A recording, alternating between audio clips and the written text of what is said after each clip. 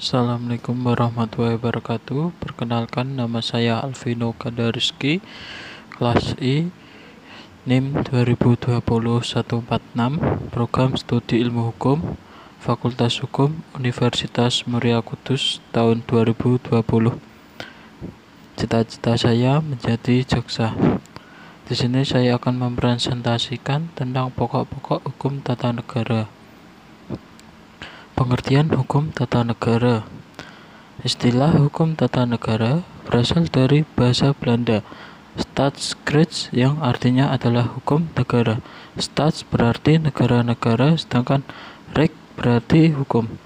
Hukum negara dalam kepustakaan Indonesia diartikan menjadi hukum tata negara. Mengenai definisi hukum tata negara, masih terdapat perbedaan pendapat di antara ahli hukum tata negara. Perbedaan ini antara lain disebabkan oleh masing-masing ahli berpendapat bahwa apa yang mereka anggap penting akan menjadi titik berat perhatiannya dalam merumuskan pengertian dan pandangan hidup yang berbeda. Pengertian ATN menurut para ahli. Menurut Van Vollenhoven, yaitu hukum yang mengatur semua masyarakat hukum, baik yang atasan maupun yang bawahan, menurut tingkatan dan wilayah yang menjadi lingkungannya masing-masing. Selanjutnya, hukum tata negara juga menentukan badan-badan yang berkuasa dalam lingkungan tersebut, serta menentukan susunan dan wewenang yang dimiliki oleh badan-badan tersebut. 2. Menurut Scholten, hukum tata negara ialah hukum yang mengatur organisasi negara. 3. Menurut Patton, hukum tata negara adalah hukum mengenai alat dan tugas serta wewenang yang dimiliki alat perlengkapan negara. Pendapat yang serupa juga dikemukakan oleh J.R. Stirling yang menyatakan bahwa hukum tata negara adalah hukum yang mengatur wewenang dan kewajiban alat perlengkapan negara serta hak dan kewajiban warga negara.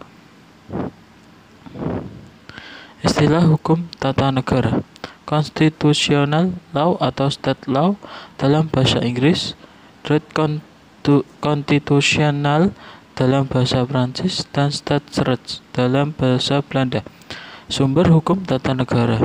Segala apa yang menimbulkan aturan-aturan yang mempunyai kekuasaan bersifat memaksa, yaitu dilanggar, akan menimbulkan sanksi. Sumber hukum tata negara dalam arti formal. Hukum tertulis, yaitu hukum hasil pekerjaan perundang-undangan dari berbagai badan yang berwenang, wujudnya undang-undang, peraturan pemerintah, perjanjian, dan lain-lain. Hukum adat, yaitu hukum yang tumbuh dan berkembang di dalam kehidupan sehari-hari rakyat yang diakui oleh penguasa. Misalnya, ketentuan hukum mengenai swapraja atau kedudukan, struktur pemerintahan, organisasi, jabatan. Bentuk negara Indonesia. Bentuk negara merupakan suatu hal yang menentukan strategi dalam mewujudkan tujuan dari sebuah negara. Hal ini berkaitan dengan hubungan antar pemerintah pusat dengan pemerintah daerah yang melahirkan pembagian kekuasaan antara kedua pemerintah tersebut, berkaitan dengan sumber kewenangan yang dimiliki oleh pemerintah pusat dan pemerintah daerah. Bentuk negara dalam sebuah negara dapat dilihat dalam hukum dasar dan peraturan-peraturan yang berkaitan dengan hubungan dan kewenangan pemerintah pusat dengan pemerintah daerah. Bentuk negara Republik Indonesia dapat dilihat dalam Undang-Undang Dasar 1945 dan Undang-Undang Nomor 32 Tahun 2004 tentang pemerintahan daerah, Peraturan Pemerintah Nomor 38 Tahun 2007 tentang pembagian urusan pemerintahan daerah, kabupaten, pemerintah daerah provinsi, dan pemerintah daerah kabupaten atau kota, serta peraturan pemerintah nomor 6 tahun 2005 tentang pemilihan, pengesahan, pengangkatan, dan pemberhentian kepala daerah dan wakil kepala daerah. Menurut konstitusi negara Indonesia menganut bentuk negara kesatuan. Hal ini dapat dicerna dalam pasal 1 ayat 1 Undang-Undang 1945 yang menyatakan bahwa negara Indonesia adalah kesatuan yang berbentuk republik. Dengan demikian, dari pasal tersebut sudah tercermin bentuk negara Indonesia dalam arti bahwa pemerintah daerah memiliki kekuasaan terinci sesuai dengan pemberian pemerintah pusat yang diatur dalam undang-undang, sedangkan pemerintah pusat mempunyai kekuasaan yang sangat luas.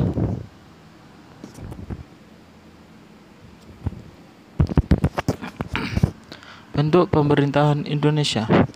Bentuk pemerintahan Indonesia menurut pasal 1 ayat 1 Undang-Undang 1945 menyatakan negara Indonesia adalah negara kesatuan yang berbentuk republik.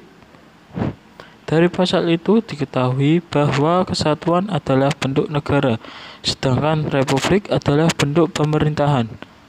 Disebut republik dan bukan kerajaan karena pengalaman bangsa Indonesia di masa sebelum kemerdekaan penuh diliputi oleh sejarah kerajaan-kerajaan.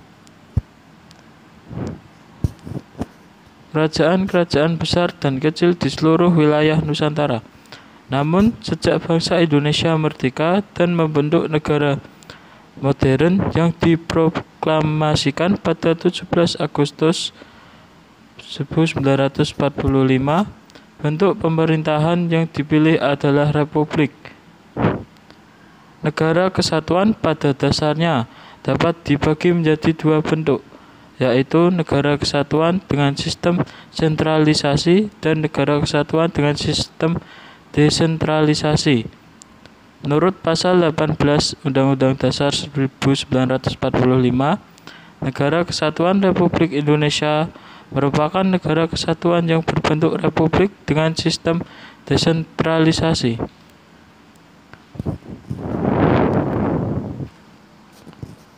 Sistem pemerintahan Indonesia. Istilah sistem pemerintahan berasal dari gabungan dua kata, sistem dan pemerintahan. Kata sistem merupakan terjemahan dari kata sistem atau bahasa Inggris yang berarti susunan, tatanan, jaringan atau cara. Sedangkan pemerintahan berasal dari kata pemerintah dan yang berasal dari kata perintah. Kata-kata itu berarti A. Perintah adalah perkataan yang bermakna menyeluruh melakukan sesuatu. B. Pemerintah adalah kekuasaan yang memerintah suatu wilayah, daerah, atau negara. C. Pemerintahan adalah perbuatan, cara, hal, urusan dalam pemerintah. Sistem pemerintah Indonesia menurut Undang-Undang Dasar 1945, pembukaan UUD 1945 alinea 4 menyatakan bahwa kemerdekaan kebangsaan Indonesia itu disusun dalam suatu undang-undang dasar negara Indonesia yang terbentuk dalam suatu susunan negara. Republik Indonesia adalah negara kesatuan yang berbentuk republik. Berdasarkan hal itu dapat menyimpulkan bahwa bentuk negara Indonesia adalah kesatuan, sedangkan bentuk pemerintahannya adalah republik. Selain bentuk negara kesatuan dan bentuk pemerintahan republik, Presiden Republik Indonesia memegang kekuasaan sebagai kepala negara dan sekaligus kepala pemerintahan. Hal itu didasarkan pada pasal 4 ayat 1 yang berbunyi, Presiden Republik Indonesia memegang kekuasaan pemerintahan menurut Undang-Undang Dasar. Dengan demikian, sistem pemerintahan di Indonesia menganut sistem pemerintahan presidensial. Pokok-pokok sistem pemerintahan negara Indonesia berdasarkan Undang-Undang Dasar 1945 sebelum diamandemen tertuang dalam penjelasan Undang-Undang Dasar 1945 tentang 7 kunci pokok sistem pemerintahan negara tersebut sebagai berikut. 1. Indonesia adalah negara yang berdasarkan atas hukum. 2. Sistem konstitusional. 3. Kekuasaan negara yang tertinggi di tangan Majelis Permusyawaratan Rakyat. 4. Presiden adalah penyelenggara pemerintah negara yang tertinggi di bawah Majelis Permusyawaratan Rakyat. 5. Presiden tidak bertanggung jawab kepada Dewan Perwakilan Rakyat. 6. Menteri negara ialah membantu Presiden. Menteri negara tidak bertanggung jawab kepada Dewan Perwakilan Rakyat. 7. Kekuasaan kepala negara tak terbatas. Organisasi kekuasaan negara. Pada hakikatnya, negara disebut sebagai organisasi kekuasaan karena dilihat dari sifat-sifat negara tersebut.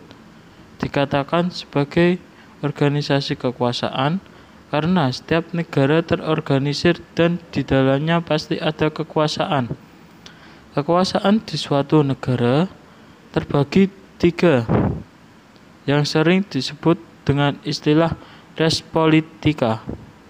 Res politica terdiri dari kekuasaan legislatif, yaitu kekuasaan untuk membuat undang-undang, kekuasaan eksekutif, yaitu kekuasaan untuk menjalankan pemerintah, dan kekuasaan yudikatif, yaitu kekuasaan kehakiman.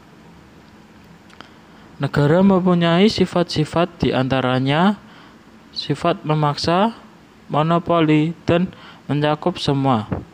Sebagai contoh dari sifat memaksa yaitu negara memaksakan kepada semua warga negara supaya mematuhi dan menjalankan kehidupan sesuai dengan sistem perundang-undangan yang berlaku dari atas sampai ke bawah, yang menjadi pedoman dalam masyarakat untuk menata kehidupan yang lebih baik.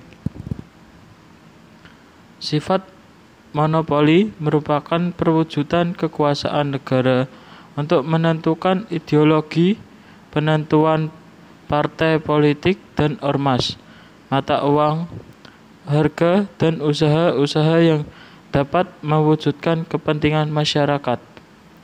Sifat mencakup semua yang dimiliki negara ditunjukkan agar warga negara menaati setiap aturan yang dibuat tanpa memandang status ekonomi dan sosial, perbedaan etnis, daerah, dan sebagainya.